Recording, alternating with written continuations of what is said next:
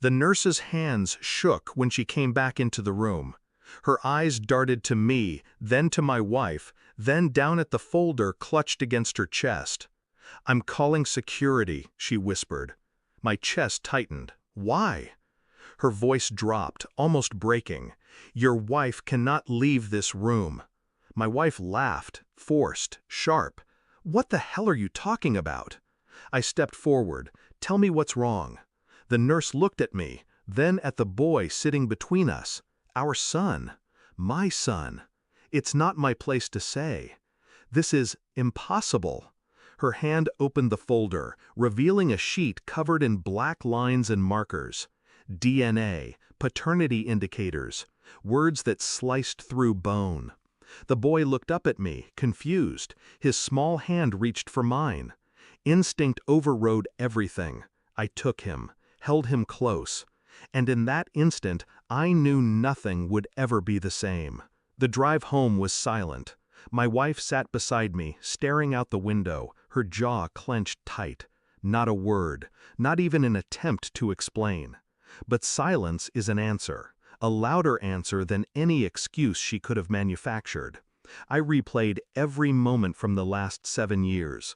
The missed calls, the sudden trips to see her sister, the unexplained absences during my deployments.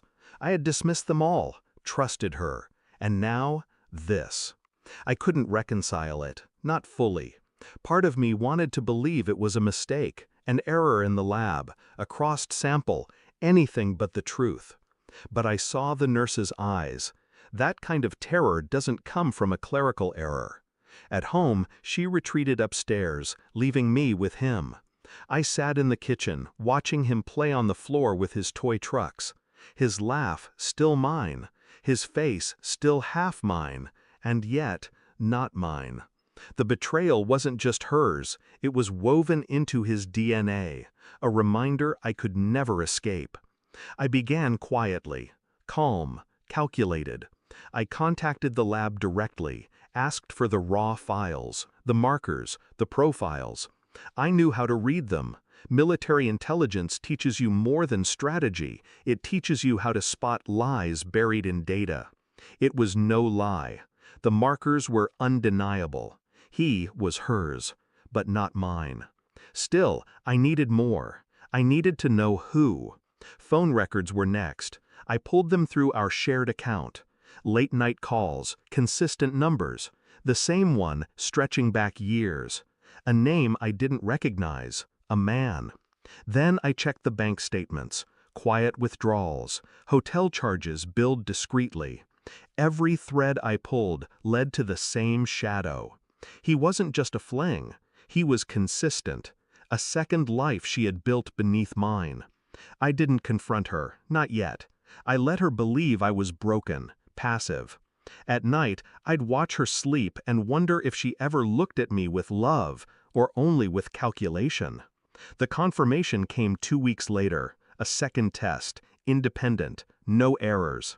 The boy carried the other man's blood, not mine. I waited until dinner. The boy was upstairs, tucked into bed. She sat across from me, scrolling her phone, detached as always. I slid the report across the table. She looked down, frowning, then froze. Her hand trembled as she opened the envelope. Her lips parted. Eyes scanned line after line. "No," she whispered. I said nothing. Her tears fell quickly, loud, performative, but her body language told the truth. The guilt was old. This wasn't shock. This was exposure. I stayed silent. My calm was the knife. The next day I made the call. The lawyer, divorce, custody filings, evidence secured and locked in place. I didn't scream. I didn't threaten. I simply acted. When she realized, she begged, claimed she loved me, that he was a mistake, that we could fix this. I handed her the report again, said nothing. She tried to reach for me, but I stepped back. Her tears lost power against the wall I had built inside. Then I took my son. Not biologically mine, but mine in every way that mattered. And that was the move she never expected. Because I knew the courts would side with me. Stability, proven care. Her deception would hang her. Now the house is quiet. Her perfume lingers faintly, but her presence is gone. And in the silence, I found clarity. She tried to shatter me, to bury me in deceit so deep I'd never climb out. But betrayal doesn't weaken a man like me. It hardens him, sharpens him. My son is asleep upstairs. He's not my blood, but he's my responsibility, my choice. He will never know the truth of her lies. She will, every day, alone, with nothing left but the echo of the family she destroyed. And me? I feel nothing for her. No anger, no love, no grief. Only clarity. I didn't lose a son. I lost a liar who mistook my silence for weakness. Thanks for watching. Don't forget to like, share, and comment. Subscribe now to Cheating Stories Insight World for more amazing stories.